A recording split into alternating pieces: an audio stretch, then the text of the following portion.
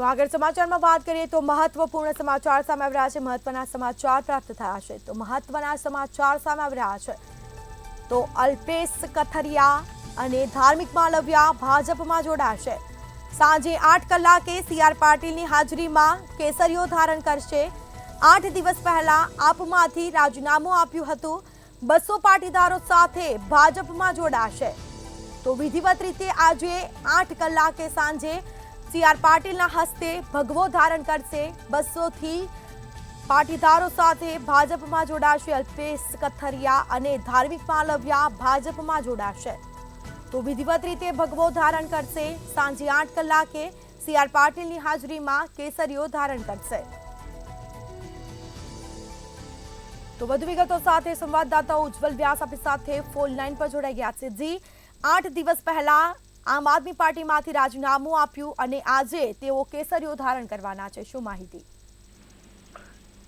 બિલકુલ, પાટીદાર અનામત આંદોલનની અંદર જે મહત્વનો રોલ ભજવ્યો હતો તેવા અલ્પેશ કથિરિયા અને ધાર્મિક માલવિયા આ બંને ત્યારબાદ આમ આદમી પાર્ટી સાથે જોડાણ કર્યું હતું અને લગભગ જે લોકસભાની ચૂંટણીના પડઘમ સંભળાઈ રહ્યા છે, લોકસભાની ચૂંટણી અત્યારે એનો માહોલ તેજ બને છે ત્યારે તેમે આમ આદમી પાર્ટીને રામ રામ કરીને છેડો ફાડી નાખ્યો છે। ત્યારે અલ્પેશ કથિરિયા અને ધાર્મિક માલવિયા આજે ભારતીય જનતા પાર્ટીમાં જોડાવાના છે।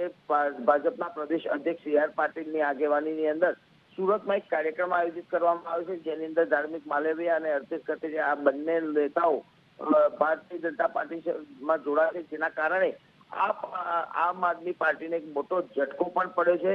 જો કે આ રાજકીય જે ગતિવિધિ છે તેના કારણે આમ આદમી પાર્ટીને પણ નુકસાન થયું છે, તો બીજી તરફ ભાજપે છેલ્લી ઘડી સુધી પણ પોતાના પ્રવેશ પ્રક્રિયા યથાવત રાખી છે અને આના કારણે સુરતનું રાજકારણ એકદમ ગરમાઈ ગયું છે। જી, કહી શકાય કે હવે ગણતરીના દિવસો બાકી રહ્યા છે ચૂંટણીના અને ભાજપમાં ભરતી મેળો હજી પણ યથાવત જોવા મળી રહ્યો છે।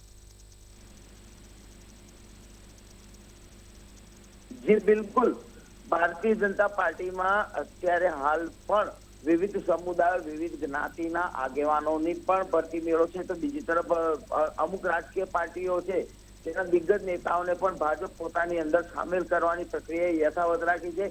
તે જ રીતે અલ્પેશ કથિરિયા અને ધાર્મિક માલવિયા સુરતના એક કાર્યક્રમની અંદર સી.આર. પાટીલના હાથે ભગવો ધારણ કરશે, ભાજપનો ખેસ પહેરી ભાજપમાં વિધિવત રીતે પ્રવેશ કરશે, જેના કારણે હવે આવનાર લોકસભા ચૂંટણીની અંદર તેમજ ગુજરાત વિધાનસભાની જે ખાલી પેટા ચૂંટણી છે તેની અંદર આ બંને નેતાઓનો કેવો રોલ રહેશે તે તો સમજ કહેશે, પરંતુ છેલ્લી ઘડી સુધી ભાજપ હજુ પોતાનો ભરતી મેળો યથાવત રાખે છે। જી બિલકુલથી તમામ જાણકારી આપવા બદલ આપનો આભાર।